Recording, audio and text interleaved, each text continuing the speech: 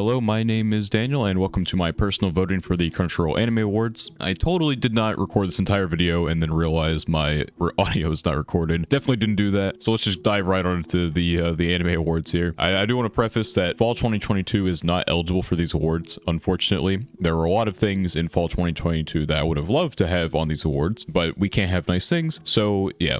I believe September was the cutoff or some shit for the Crunchyroll Anime Awards eligibility, I suppose. So even stuff from fall 2021 of, obviously last year, or 2 years ago technically, is eligible for this year's awards, which is really weird, but it'd be like that sometimes. I don't think anything even made it from fall 2021 anyway, which is why it's stupid. But moving on to best character design to start off here. I'm sad that I try my best not to get spoiled on these and then forget to record my damn audio, so it'd be like that sometimes. But best character design, we have Demon Slayer, Ranking of Kings, Spy Family, Dress Up Darling, JoJo Part 6, and Cyberpunk. Now, out of all of these, I haven't seen Ranking of Kings. I didn't watch JoJo's either. Ranking of Kings shows up here quite a bit throughout the awards, so it's really awkward that I didn't watch it. I'm going to eventually because I heard it's really good, but unfortunately, for right now, I have not seen it. And so out of all of these, I would say probably Cyberpunk had the best character design. But a lot of that probably comes with, being just the world. There's a lot of freedom involved in Cyberpunk as opposed to trying to adapt something like these are. Moving on here to best animation, Akiba Sailor Uniform, Attack on Titan, Cyberpunk, Demon Slayer, Ranking of Kings, and Spy Family. Now, I don't know why Akiba Sailor Uniform is here. I have watched it, and while the art is very good, I wouldn't say the animation is anything like insane, especially when there are definitely better things to have on here. Princess Connect Season 2 had some really good animation, like honestly. It did not get talked about enough, I don't think. And so I found they had Precon Season 1 back when that was eligible for an award for best animation. That was because it got sponsored. I don't know why they don't have it here now that it actually deserves to be here, but out of all of these, definitely between like Cyberpunk and Demon Slayer, I'd probably say Demon Slayer just because episode 10 went pretty crazy with the animation. It's just, Ufotable is just really consistent. They're good at what they do. Trigger did a great job with Cyberpunk as well. Really, really good animation for both those. Not that any of the rest of these did a bad job, right? Just these are the ones I'd say did the best. I'd say I'd probably pick Demon Slayer. Now, moving on here to the best new series. We have Call of the Night, Cyberpunk, Licorice Recoil, Dress Up Darling, Spy Family, and Kong Ming. Now, I would say out of all of these, I would say technically I'd vote Spy Family. Now, only because, I love Licorice and Cyberpunk as well. I think they're both good. But Cyberpunk and Licorice are probably not going to continue. So Licorice might get a season 2, maybe at some point, but Cyberpunk will never continue. Licorice is questionable to continue just because of, it's original. It did have like a kind of an ending. We don't know how it would continue. So it's difficult to call them series when they're just kind of probably one-offs. So I would say Spy Family is technically the best here out of the rest of them. Kong Ming, I'm surprised is here in comparison to some other things, but we'll see some of the other things here. And best continuing series, we have Attack on Titan, Demon Slayer, JoJo's Part 6, Love is War Season 3, Made in Abyss Season 2, and One Piece. Having One Piece here is a little wacky, considering One Piece has been continuing for however many years. Just seems awkward to have it here, just because, everyone knows what fucking One Piece is. You don't need to award it like every year or anything. But we have a good selection generally. Personally, I think Made in Abyss is Anime of the Year, so I have no reason not to say it's the best continuing series if I think it's the best anime overall from 2022. So I would definitely say Made in Abyss Season 2. Incredible if you haven't seen it. It's just so good. I'll probably be able to talk about it. Not even probably. I will be talking about it later here. Now we have best opening. We have Kong Ming, Spy Family, the first opening. The second opening, I believe, for Ranking of Kings, Attack on Titan, Cyberpunk, which I don't know why the Cyberpunk one's here, honestly. It's not a bad opening by any means, but I don't know if I'd say it's one of the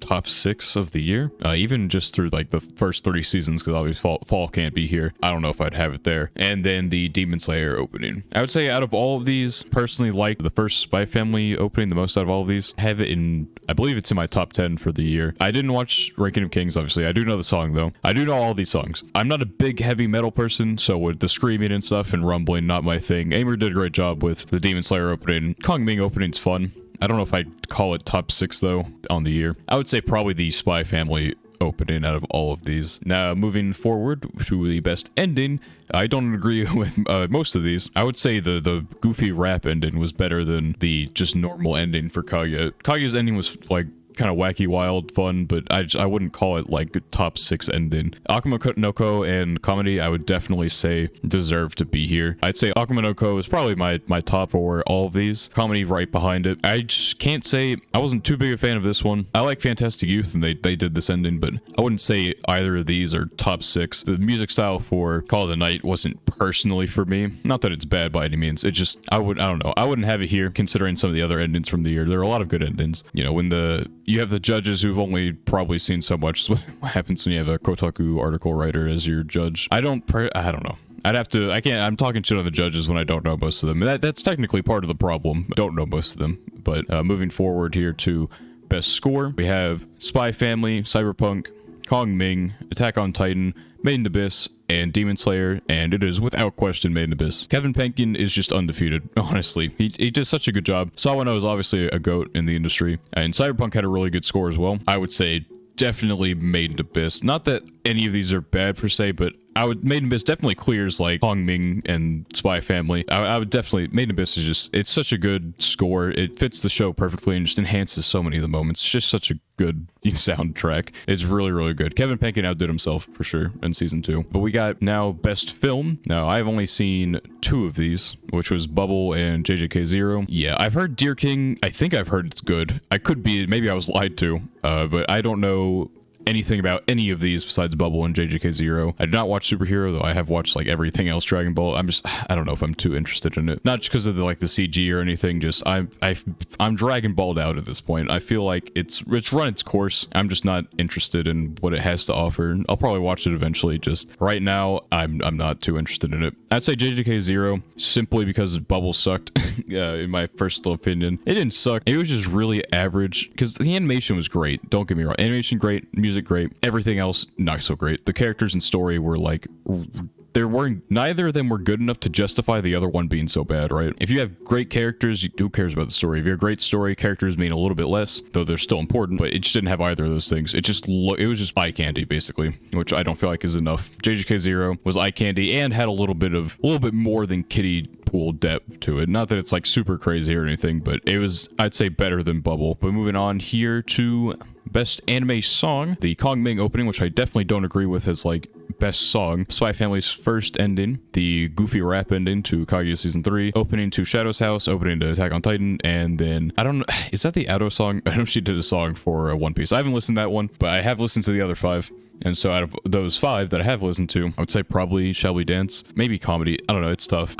Maybe I would say comedy. I don't know. When I did my recording before, I said Shall We Dance. It's a fun opening. It didn't make my top 10, but it's tough to compare openings and endings because they just do such different things. There's such different pieces of music. I really did like the song for Shadow's House opening, even though the visuals weren't the best, but that's not the important part. It's the song that matters, right? Best director, we have Demon Slayer, Cyberpunk, Spy Family, Licorice Recoil, Ranking of Kings, and Attack on Titan. I did not watch Ranking of Kings, so I can't really say anything about that, but I did watch the rest of these. Cyberpunk, there were things that I liked that it did, and things that I didn't like. Same with Licorice Recoil, and both of them kind of were more at the end of things that I didn't like. It just kind of like flopped for me towards the end in terms of directing. Spy Family, I don't know if it really did anything directing-wise that I really look at and I'm like, yeah, it's a great directing job. Demon Slayer, same thing. I wouldn't say anything that I ever saw was like, yeah, that's like pinnacle of directing. So I'd say kind of Attack on Titan by default just kind of wins here. It did have some really good directing in it. I wasn't like 100% sold on literally everything, but I think generally it did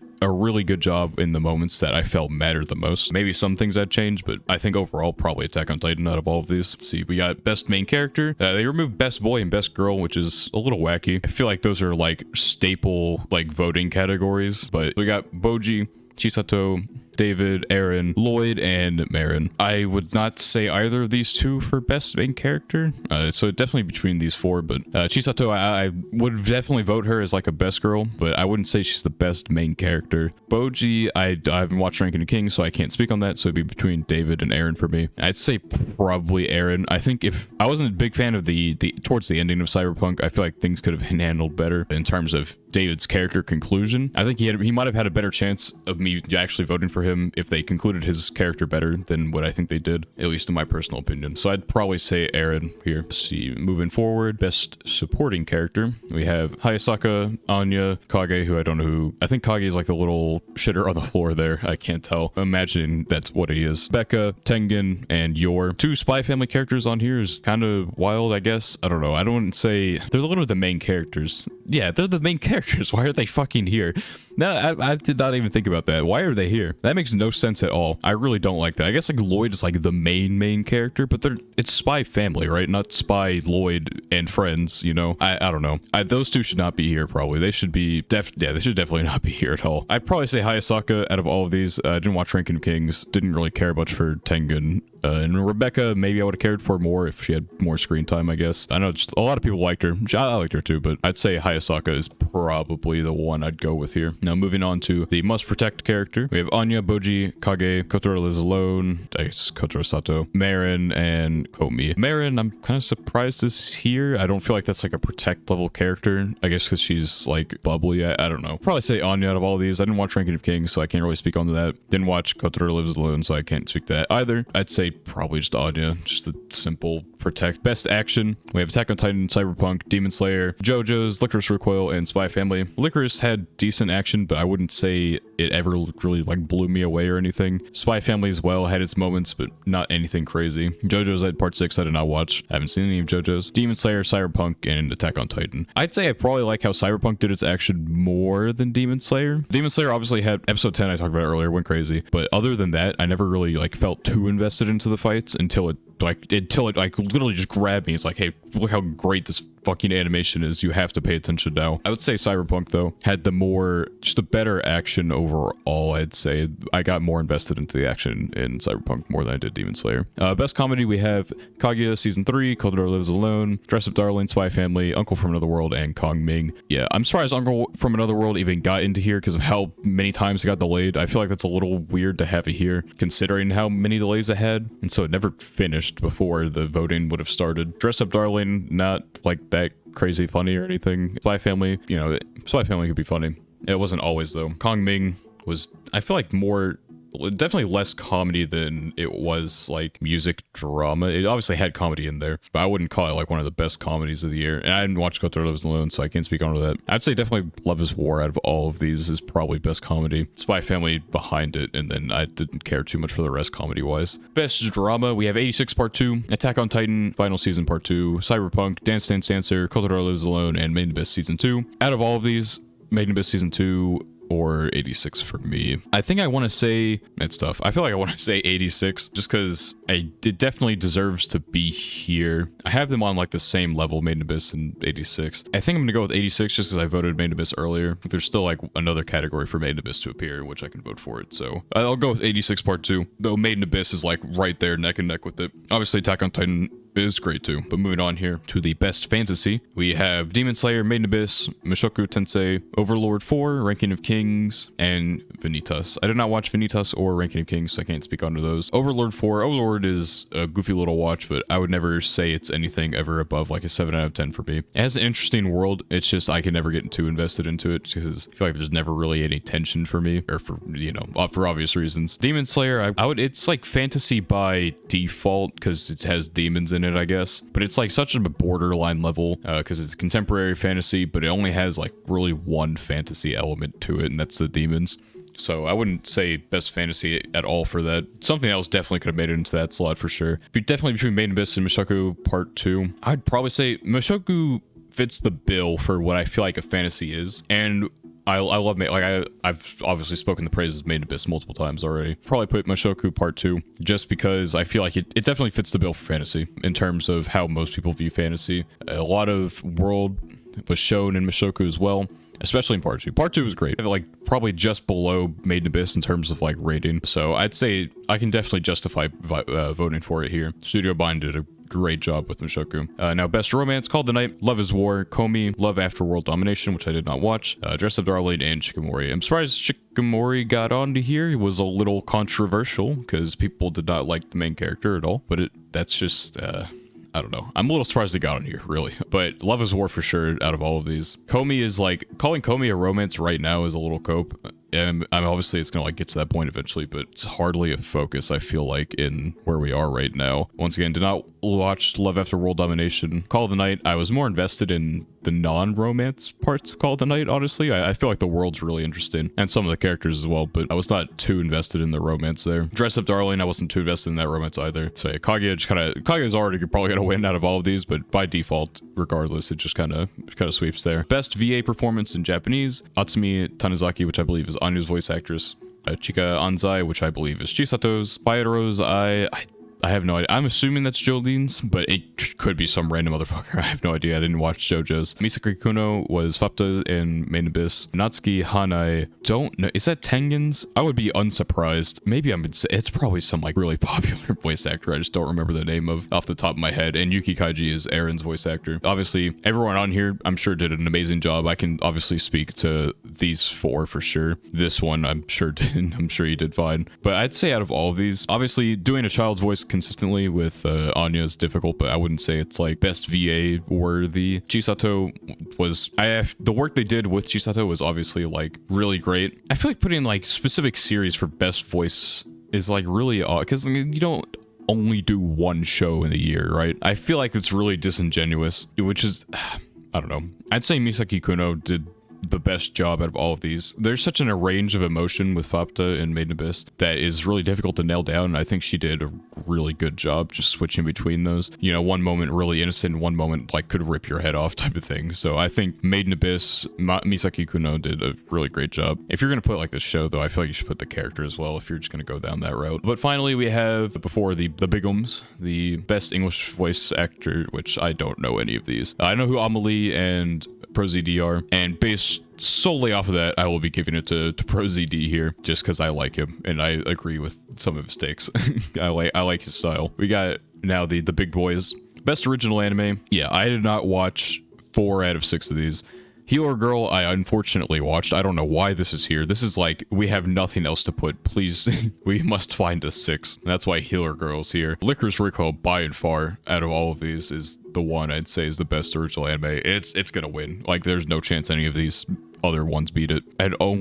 I've heard of all of these except for I'd never heard of Orbital Children. I at least heard about the rest of these, and obviously I watched Healer Girl as well, but Licorice Recoil for sure is my vote here. I guess Cyberpunk can't make it into that category because it was based on a game, so it's technically not original, but I feel like with technically no source material, it could have been there. But Anime of the Year, we have Attack on Titan, Cyberpunk, Demon Slayer, Licorice Recoil, Ranking of Kings, and Spy Family. So my picks like 1 through 4 for Anime of the Year are not here, and so I guess I just gotta give it to Attack on Titan, like by default, unfortunately. It's the basic bitch pick, but out of all of these, you can't tell me it's not. Like Spy Family, I made a whole video, and like you can't hate Spy Family, but it's not like something I'd put on such a pedestal that I'd say it's Anime of the Year. Cyberpunk's ending kind of flubbed for me. Curse Recoil ending I wasn't a fan of a lot of the direction in the last few episodes. It just kind of like hurt the series a little bit for me. I wouldn't have called it Anime of the Year regardless though, out of like every anime. Demon Slayer, no, none. Great animation, but everything else about Demon Slayer I've never been too big on.